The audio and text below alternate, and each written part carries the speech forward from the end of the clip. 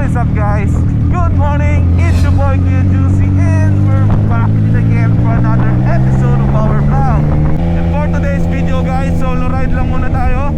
Wala tayong kasama kasi pag-uusapan natin ano ba yung mga factors na kailangan mo muna i-consider bago ka kumuha nitong motor na to, no? Well, yung pupuntahan natin ngayon is wala, magkakape lang tayo. So bahala na kung saan tayo naling ng silinyador. Basta hanap tayo na isang tahimik na place, tapos pag-usapan natin kung ano ba yung mga dapat natin i-consider bago tayo bumili itong 675 NK. Happy Monday morning, guys! So habang lahat ay busy, papasok sa kanilang mga trabaho, nakalip si Kuya Juicy. Well, gusto lang natin magpahinga ng konti.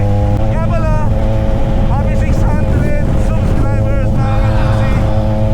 Maraming salamat po sa pag-suporta sa channel natin. Hindi ko ina-expect na abot ako sa ganitong maraming subscriber. Actually, trip lang talaga nung una yung pagpa-vlog, no?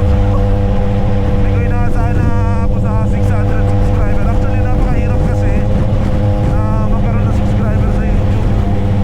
Unlike any other platform, Facebook, Instagram, TikTok, no? Sa YouTube, mahirap ka magkaroon ng subscriber. So, maraming salamat, guys. So, maghihigayin pa natin yung paggagawa ng mga content, no? Sana nagugustuhan nyo so far. Anyway, shoutout nga pala sa NK Triple Squad natin, no? Suot natin ngayon yung jersey natin. So, shoutout especially kay Bestie, si Leomar with Nubia. Shoutout, Bestie. Maraming salamat sa pagpapadala din ng damit na to. Actually, matagal lang nasa sa akin itong damit. Ang problema, hindi na tayo nakapag-ride for a couple of weeks. So, naging busy yung Kuya Juicy nyo. So ngayon lang ulit nakapag-ride. So suot natin, komportable siya. Actually, yun ang kagandahan pag breathable yung binili.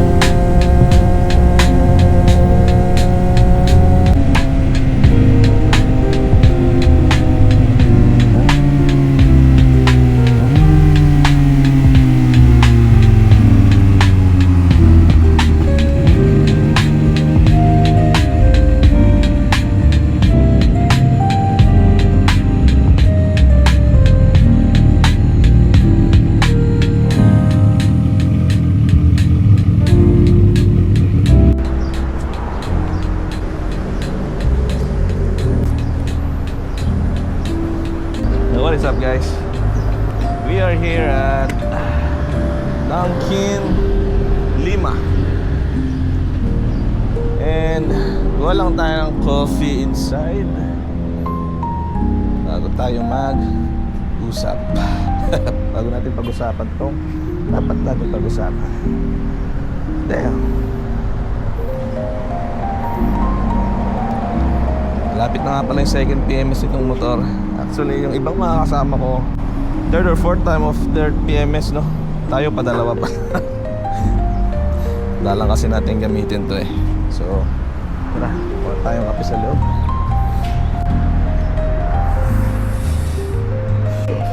Hi sir, good morning. Welcome po sa Dunkin, sir. Available yung mga cold. Kahit iced coffee na lang. Ice coffee. Na large. Ay, thank you. Okay. Ito na yung coffee natin.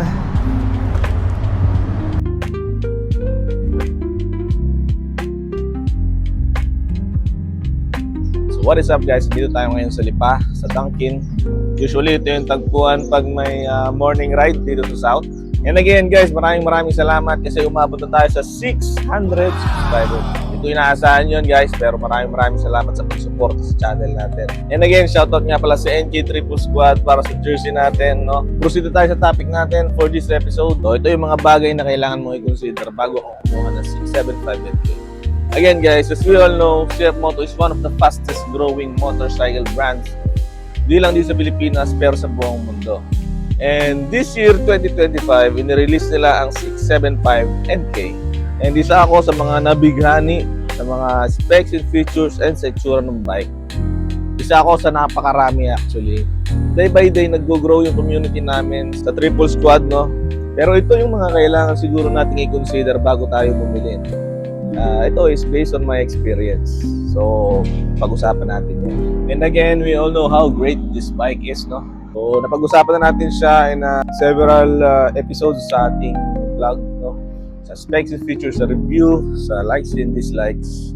Mostly, yun ay mga likes, no?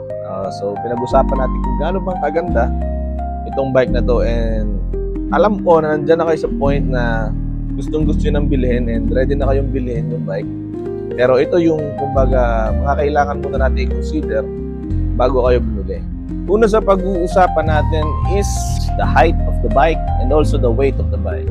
So, 810mm yung height, yung seat height ng ating bike, and may bigat na 189 kilograms. Basically, this is not just for NK675 but for all big bikes. So, kung mag-transfer ka or magtatalon ka from a small CC to higher CC, so, isa sa pinaka-kailangan mong i-consider kasi this is safety, no? Not only safety for the bike, also safety mo rin. Kailangan mong malaman kung fit ba yung bike dun sa katawan mo. So sa mga unang video natin, pinakita ko sa inyo na parang ang gaan lang ng bike, di ba? Sabi ko, madali lang iwas-iwas, ganyan. Pero the sooner na ginagamit ko yung bike, kumbaga mas nare-realize ko na I think this bike is not really fit for my body. Umating ako sa point na natumba na natin yung bike, no? Nagasgasan. Kasi masyadong mataas. Hindi naman siya na-damage ng gusto, pero syempre, safety. So sabi nga nila, don't buy a bike na hindi mo kayang buhatin kapag natumba. So kaya ko naman siya, pero I think it's the height. I'm 5'6" and tiptoe, no? So nahihirapan ako mag-maneuver at stops. Also sa traffic. Isa yun siguro sa kailangan mo i-consider. Also the weight of the bike, it's 189 kilograms, no? Sa beginner, yung sa mga hindi pa nakapag-motor totally, napakabigat po nung 189 kilograms. So, you might wanna consider starting on a smaller CC bike bago ka tumalo ng dito sa middleweight, no? Pero doon sa mga nakapag-motor na naman, kumbaga, gamay na kung paano mag-motor, no? This is easy. Easier pala. Hindi ko sinasabing easy kagad kasi depende nga sa height at saka sa timbang mo o sa lakas mo, di ba? Our second factor na kailangan mo i-consider is nagra-ride ka ba kasama yung OBR mo? Yes, you have the height and kaya mong i-maneuver yung bike. Pero magugustuhan ba ng OBR mo sumakay dito sa motor? Isa to sa mga hindi ko kagad na i-consider bago ako bumili. And ngayon, medyo nag-struggle kami ni Mrs. Kasi ang hirap. As in talagang sobrang hirap. As in sobrang uncomfortable nung OBR. Napakadulas ng upuan, ng pillion, napakatigas. Alam mo yun, sobrang hindi siya advisable for OBR. So, kung talagang desperate ka, yun lang naman yung factor na pumipigil sa'yo. You might wanna consider buying an aftermarket pillion seat o aftermarket accessories para mapalambot yung upuan ng pillion seat. Yun yung second point natin. Next on our list na kailangan natin consider before getting this bike is performance. Speed, acceleration, this bike got it. Pero may mga ilan lang akong mga napansin during low speeds, no? sa first gear, kapag mga nasa below 4,000 RPM ka, medyo jerky yung takbo mo. Hindi ko rin alam kung bakit. Maybe it's something sa tuning. Dahil nag-play tayo ng pipe. I don't know. I'm just guessing, guys. Yun nga, tas katulad nung sinabi ko last video natin, yung throttle niya, meron siyang konting backlash. Hindi siya agad kumakagat pag ginanon mo, pag pinihol mo. So, that's some dislikes dito sa bike na to in terms of performance. Isa pa, pag-usapan natin yung tires, yung stock tires ng bike. No? May mga instances during umuulan na nagkaroon tayo ng konting slip during curve, no? I think one time na put natin yung sa video natin dun sa ride natin papuntang Lubo na dumulas yung puwet na fishtail tayo during curve. And hindi yun wet road conditions, no? Pero I think, hindi ko sure, maybe may buhangin doon sa dinaanan natin. Pero it really, kumbaga, just when I'm getting my confidence already, no? Kung kailan nakukuha na natin yung confidence natin sa curve, saka nangyayari sa atin yun. So, medyo back to zero tayo sa banking. Ayun, so I think the tires, so kung talaga namang disappointed ka sa performance ng tires, you can always replace it with the better performing tires. Dagdag nga lang siya, magiging additional cost nga lang siya pag binili mo yung bike. I think meron akong mga nabasa ron sa group chat namin na at high speed daw, around 180 plus, nagkakaroon ng wobble yung bike even with a steering damper, no? Sa akin naman, hindi ko pa siya na-experience until 180 or at least kung yun yung pagkakatanda ko, naka 180 ako rin sa bike na to. Hindi naman siya nag-wobble sa akin. So maybe it varies, no? Yun lang din, no? One thing na kailangan natin i-consider is yung reliability ng bike since bago nga siya dun sa industry, no? Siguro isang payo ko dun sa mga bibili na masyadong sigurista, gustong-gusto niyo yung motor pero nagdududa kayo sa reliability ng motor is there's only one choice na kailangan nyo gawin, na maghintay kayo. Ang mga susunod na taon siguro mas magiging okay, yung mga issues mas mariresolve na nila kagad at nakagawa sila ng mga mas okay na, kasi nga this is a new bike. So, di pa talaga natin masasabi yung reliability nito. Wala akong magagawa ron sa point na yon. Sinasabi ko lang para makatulong sa inyo is yung experience ko on 6 months dito sa bike na to. Wala namang major issues, just those na nabanggit ko. Sa ngayon guys, yun lang naman yung mga tingin ko kailangan yung i-consider bago kayo bumili. So, other than that, alam nyo na siguro yun, kapag magtatalong kayo from smaller CC to higher CC, or kung first big bike, alam ko napakaraming video rito sa YouTube na tuturuan kayo kung ano ba yung mga kailangan nyo consider. Pero this video is specifically for 675NK. So guys, mga tropa natin na naka 675NK, no? Please leave a comment sa baba kung meron pa tayong mga na-miss dun sa mga issues, no, na nabanggit ko. So, paubos na yung kape natin, guys.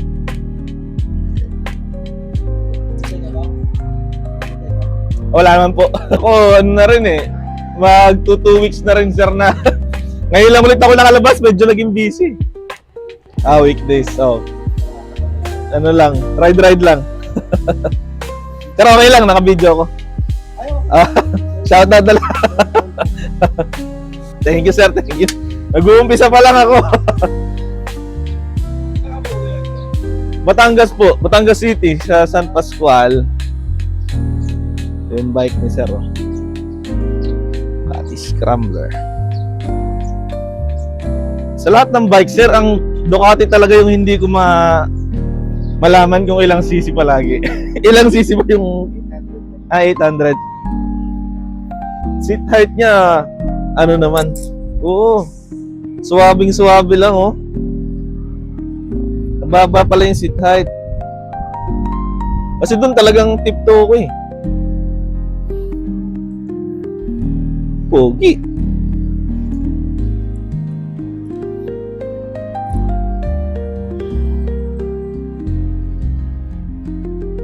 Anong oras pa kayo, sir, alis dito? Pagka ano?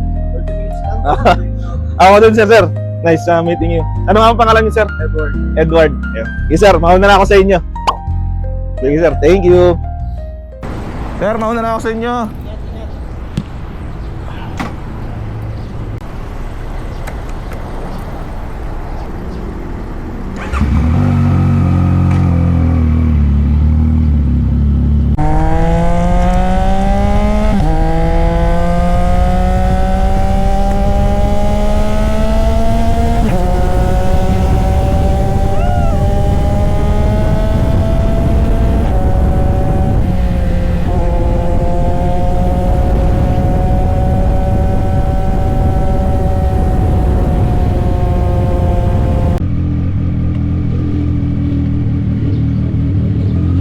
What is up guys?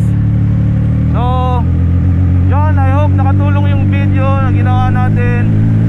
I hope nakatulong tong episode na to sa inyo, na at least nagkaroon kayo ng idea kung ano ba yung mga points to consider or factors to consider bago kumuha ng 675 NK, no? And again guys, maraming salamat sa pag-support sa channel natin. So nasa 600 subs na tayo. And sobrang nakakatuwa kasi consistent may nanonood sa mga videos natin, no? Maraming salamat sa suporta guys.